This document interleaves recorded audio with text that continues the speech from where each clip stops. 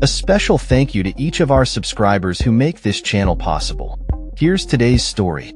In a significant development amidst the ongoing conflict, Ukraine's Foreign Minister Andrii Sybiha has stated it is time for Russia to demonstrate its commitment to peace. This statement comes as U.S. President Donald Trump and Russian President Vladimir Putin engage in talks regarding the war in Ukraine. Ukraine has urged Russia to accept the U.S. proposed ceasefire, which lasts for 30 days, during a recent call on Tuesday. "We expect the Russian side to unconditionally agree to this proposal," Sybiha emphasized, highlighting the urgency of the situation. The diplomatic dialogue between the U.S. and Russia is crucial as both nations navigate the complexities of the conflict. President Trump mentioned that discussions had already taken place concerning the division of certain assets, including territory and power plants, between Ukraine and Russia as part of the ceasefire agreement. This remark has raised eyebrows, particularly as it pertains to Crimea, a region annexed by Russia in 2014, which Ukraine insists is its territory. The Kremlin has consistently maintained that Crimea is an integral part of Russia, complicating the peace process further.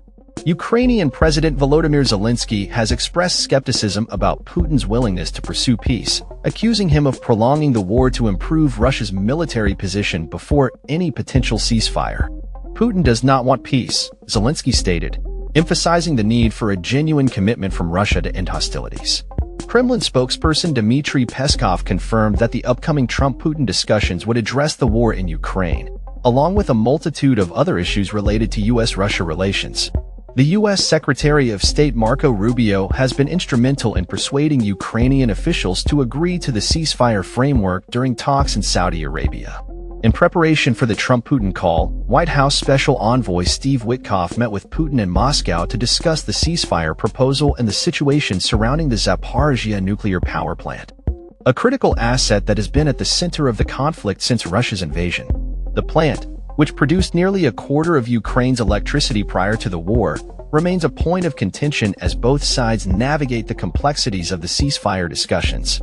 Following the Trump-Putin call, air raid alerts were issued in Kyiv, followed by explosions, raising concerns about the effectiveness of the ceasefire agreement.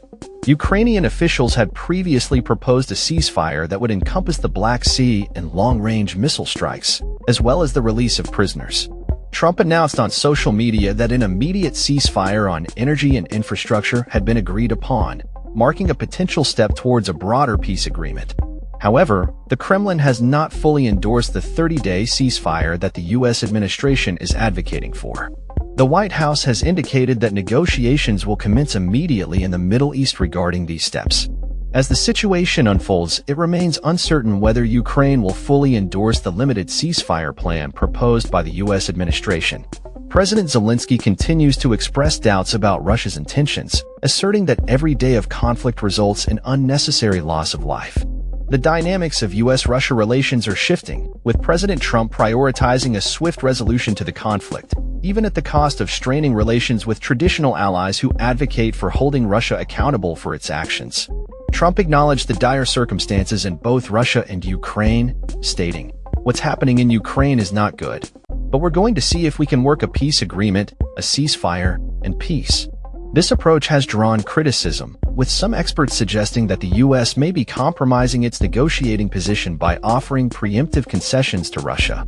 As discussions continue, the fate of the Zaporizhzhia nuclear power plant remains a critical issue, with the UN's International Atomic Energy Agency expressing concerns about the potential for a nuclear disaster.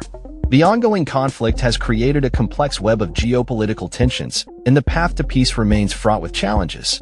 As the world watches closely, the outcomes of these negotiations could have far-reaching implications for the future of Ukraine and its relationship with both Russia and the United States. That's all for this story. We upload videos every day covering many different subjects, so hit that subscribe button to stay informed. Thanks for watching.